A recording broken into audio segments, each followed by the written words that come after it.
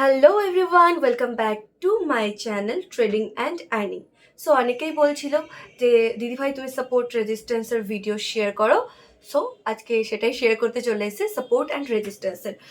কিন্তু আমাদের অপশন ট্রেডিংয়ের ক্ষেত্রে কিন্তু বিভিন্ন ধরনের সাপোর্ট রেজিস্ট্যান্স ইউজ করা যায়, মানে বিভিন্ন ধরনের সাপোর্ট রেজিস্ট্যান্স রয়েছে, যার যেটা সুবিধে তারা সেই মতন ব্যবহার করে। সো আজকে আমি কয়েকটা সাপোর্ট রেজিস্ট্যান্স শেয়ার করব, কিছু ধরনের আর কি টাইপসের।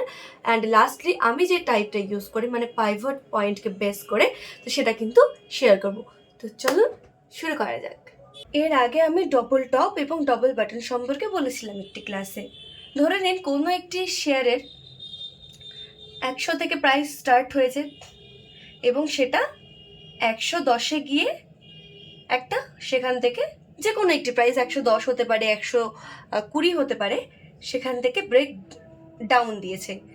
এবার আবারও যখন সে ব্রেক আউট দিয়েছে ওপরের দিকে, তখন কিন্তু আবারও সে এই সেম জায়গার আশেপাশে গিয়ে, মানে 110 টাকার আশেপাশে, সেটা 109 টাকা হতে পারে বা 108 টাকা হতে পারে, কোনো একটি রেঞ্জে গিয়ে কিন্তু আবারও ব্রেক ডাউন দিয়ে নিচের দিকে চলে এসছে।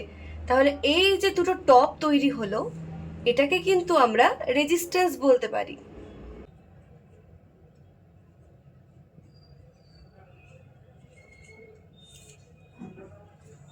এখান থেকে আমরা বুঝতে পারি এই যে এই প্রাইসটা, বা যে কোনো প্রাইস হতে পারে সেটা, এই প্রাইসটা বা এই রেঞ্জে গিয়ে কিন্তু এখানে এসে যে সেলার রয়েছে তাদের চাপ কিন্তু বৃদ্ধি পাচ্ছে। ফলে এই রেঞ্জের কাছাকাছি গেলেই কিন্তু এখান থেকে আবারও মার্কেটটা নিচের দিকে নেমে আসছে। তেমনভাবেই সেমভাবে ধরুন কোনো একটি শেয়ারের প্রাইস আমি ধরে নিলাম 150 থেকে শুরু হচ্ছে, ধরে নিলাম, এবং এখান থেকে কি হচ্ছে, যখন নিচের দিকে প্রাইসটা আসছে তখন একটি নির্দিষ্ট প্রাইসে গিয়ে, ধরুন 130-এ গিয়ে যখন এটা 30-এ আসছে, এখান থেকে আবারও কিন্তু একটা ওপরের দিকে হাই যাচ্ছে। আবারও কোনো একটা নির্দিষ্ট জায়গায় গিয়ে কিন্তু আবারও ভেঙে যখন নিচের দিকে আসছে, তখন কিন্তু এই 130-এর আশেপাশে গিয়ে কিন্তু সেটা থামছে। তো এখানে দুটো কিন্তু আমাদের বটম তৈরি করছে। তো এই যে বটমটা তৈরি করলো, এটাকে কিন্তু আমরা বলতে পারি সাপোর্ট। মানে এই যে জায়গাটা, যখন প্রাইসটা নিচের দিকে আসছে, এই জায়গাগুলিতে কি হচ্ছে, যারা বায়ার রয়েছে তারা কিন্তু এন্ট্রি করছে, বা তাদের একটি চাপ, প্রেশার ক্রিয়েট হচ্ছে। ফলে কিন্তু প্রাইসটা এই এই রেঞ্জের আশেপাশে গিয়ে, মানে 130-এর রেঞ্জের আশেপাশে গিয়ে কিন্তু আবারও উপরের দিকে মুভমেন্ট করছে। সো এবার আসি একটা সাইকোলজিক্যাল পার্টের দিকে। সাইকোলজিক্যাল পার্ট বলতে কি, এটা প্রথমত এটা রাউন্ড ফিগারে হয়, 100, 200, 150 বা 300 এরম ধরনের ফিগারে হয়। সো ধরুন কোনো একটি স্টক বা শেয়ারের ক্ষেত্রে সেটা একটি রেঞ্জ থেকে শুরু হচ্ছে এবং দেখা যাচ্ছে যে 100-তে গিয়ে বা 150-এ গিয়ে সেটা কি করছে, আটকে যাচ্ছে। মানে সেখান থেকে যখনই 150-এ বা 100-তে যাচ্ছে, সেখান থেকে কি হচ্ছে, আবারও সেটা পুনরায় নিচের দিকে চলে আসছে। আবারও যখন সেটা উপরে যাচ্ছে, সে 100-র আশেপাশে গিয়ে কিন্তু সেটা আটকে যাচ্ছে। তো সেই 100টা আমাদের জন্য কি হয়ে গেল, রেসিস্টেন্স। মানে সেটা 100টাকে আমরা, সেই রাউন্ড ফিগারটাকে আমরা কি রেসিস্টেন্স হিসেবে কিন্তু ধরে নিলাম। সেমভাবে দেখা যাচ্ছে যে কোনো একটি শেয়ারের প্রাইস যখন নিচের দিকে আসছে, 100-তে গিয়ে সেটা আটকে যাচ্ছে। যখনই সেটা 100-তে আসছে, আবারও সেটা পুনরায় উপর দিকে যাচ্ছে। আবারও যখন নিচে আসছে, তখন আবারও 100-র কাছাকাছি এসে আবারও উপরে যাচ্ছে। তো এখানে যে 100টা রয়েছে সেটা কিন্তু আমাদের কাছে সাপোর্ট। তো এই মানে সাইকোলজিক্যাল দিক থেকে সাপোর্ট আর রেজিস্ট্যান্সটা কিন্তু সবসময় রাউন্ড ফিগারে হয়ে থাকে। এবার আসি আমরা মুভিং অ্যাভারেজের দিকে। এর আগে দুটো ক্লাসে আমি মুভিং অ্যাভারেজ সম্পর্কে বুঝিয়েছি। তো মুভিং অ্যাভারেজ যে কোনো মুভিং অ্যাভারেজ হতে পারে, সেটা কেউ 200 EMA ইউজ করতে পারে, কেউ 50 SMA ইউজ করতে পারে। তো যার যেটা সুবিধে মনে হয়। তো এই যে মুভিং অ্যাভারেজের লাইনটা রয়েছে, দেখা যাচ্ছে যে কোনো শেয়ার ধরুন এই মুভিং অ্যাভারেজের ওপর থেকে বা কাছাকাছি এসে কোনো একটি পার্ট থেকে শুরু হচ্ছে এবং সেটি যখন নামছে তো এই মুভিং অ্যাভারেজের ওপরে কিন্তু স্টে করছে, আবারও সেখান থেকে দেখা যাচ্ছে যে উপরে উঠছে। তো এই যে মুভিং অ্যাভারেজের যে লাইনটা রয়েছে সেটাকে কিন্তু এখানে আমরা সাপোর্ট হিসেবে ধরতে পারি।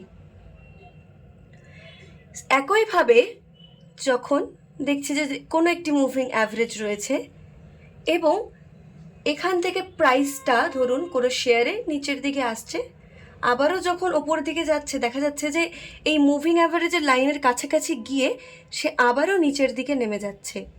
তো এই যে আমাদের মুভিং অ্যাভারেজের লাইনটা, এটাকে কিন্তু আমরা রেসিস্ট্যান্স হিসেবে ধরতে পারি। এবার আসি একটা ইজি সাপোর্ট আর রেজিস্ট্যান্সের দিকে। দেখা যায় অনেক সময় কোনো শেয়ারের প্রাইস এভাবে উঠছে এবং নামছে, আবারও এরমভাবে উঠছে আবার নামছে। দেখা যাবে যে পরবর্তীতে যদি একটি ট্রেন্ড লাইন আমরা টানি সেখানে, তবে কিন্তু এরকম একটি ট্রেন্ড লাইনের মতন চিত্র দেখা যাবে। এটা একটি সব থেকে ইজি সাপোর্ট রেজিস্ট্যান্সের কিন্তু চিত্র, মানে একটি ট্রেন্ড লাইনের মতন এই গ্যাপের মধ্যেই কিন্তু দেখা যাবে প্রাইসটা উঠছে এবং সেখান থেকে কিন্তু আবারও পড়ে যাচ্ছে। মানে এই সমস্ত রেঞ্জে এসে সেলারের চাপ বাড়ছে এবং এই সমস্ত রেঞ্জে আসলে কিন্তু বায়ারের চাপ বাড়ছে। এবার আসি আমি নিজস্ব ট্রেডিংয়ের ক্ষেত্রে যে সাপোর্ট রেজিস্ট্যান্সটা দেখে কাজ করি, সেটা হচ্ছে পাইভট পয়েন্ট। এই পাইভট পয়েন্টটা কি? পাইভট পয়েন্ট পূর্বের দিনের কোনো একটি শেয়ারের হাই লো ক্লোজিংয়ের কিন্তু একটি রেঞ্জ নির্ধারণ করে। এই পাইভট পয়েন্ট আমাদের ভবিষ্যতের কোনো শেয়ারের দাম নির্ধারণের জন্য কিন্তু অতিমাত্রায় গুরুত্বপূর্ণ হিসেবে কিন্তু কাজ করে। এই পাইভট পয়েন্টের কিন্তু 3টে স্তর রয়েছে। ধরুন একটি পাইভট পয়েন্ট, মানে এটা পাইভট লাইন,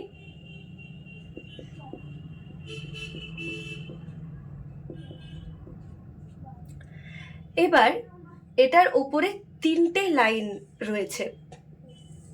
এই লাইনগুলো কি কি? একটা হচ্ছে রেজিস্ট্যান্স 1 মানে R1, রেজিস্ট্যান্স 2 R2 এবং R3। যখন কোনো শেয়ারের প্রাইস এটার ওপরে থাকছে তখন এই পাইভট পয়েন্টটাকে কি আমরা সাপোর্ট হিসেবে ব্যবহার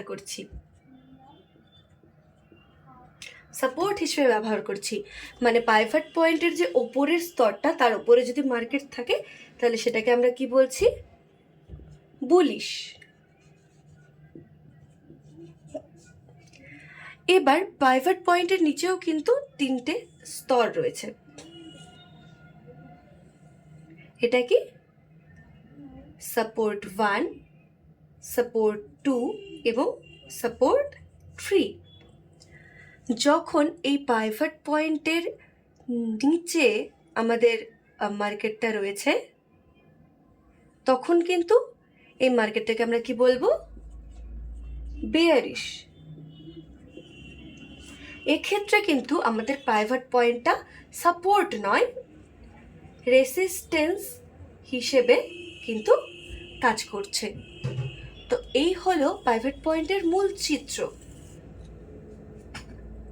এবার বলি সবথেকে ইম্পর্টেন্ট কোনো একটা বিষয়ের উপরে বেস করে, যেমন শুধুমাত্র পাইভট পয়েন্ট বা ডবল টপ ডবল বাটন বা ট্রেন্ড লাইন, কোনো একটি সাপোর্ট রেজিস্ট্যান্সের উপরে বেস করে কিন্তু কখনোই আমরা ট্রেড করব না। আমরা কিন্তু সমস্তটা মিলিয়ে, মানে আমাদের টেকনিক্যাল অ্যানালাইসিসের যে সমস্ত পার্টগুলো রয়েছে, আমাদের ক্যান্ডেলস হতে পারে, সাপোর্ট রেজিস্ট্যান্স হতে পারে, তারপর অপশন চেঞ্জ হতে পারে, দেন ইন্ডিকেটর, সমস্ত কিছুর উপরে বেস করে কিন্তু আমরা একটি ট্রেড করব। যে কোনো একটি বিষয়ের উপরে বেস করে কিন্তু কখনোই আমরা ট্রেড করব না।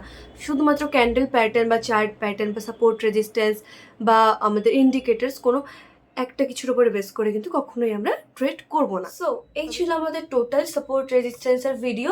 অবশ্যই জানাবে যে তোমাদের ভিডিওটা কেমন লাগলো এবং দেখা হচ্ছে নতুন আরেকটি ভিডিওতে। আর তোমাদের যদি কিছু জানার থাকে বা কোনো জিনিসের ডাউট থাকে তবে অবশ্যই কমেন্ট সেকশন সবসময় খোলা আছে, সেখানে কিন্তু তোমরা কমেন্ট করতে পারো। অ্যান্ড ওয়েট, যদি আমার ভিডিও তোমাদের ভালো লেগে থাকে তাহলে অবশ্যই কিন্তু আমার চ্যানেলটাকে সাবস্ক্রাইব করতে অ্যান্ড লাইক শেয়ার কমেন্ট করতে কিন্তু ভুলবে না।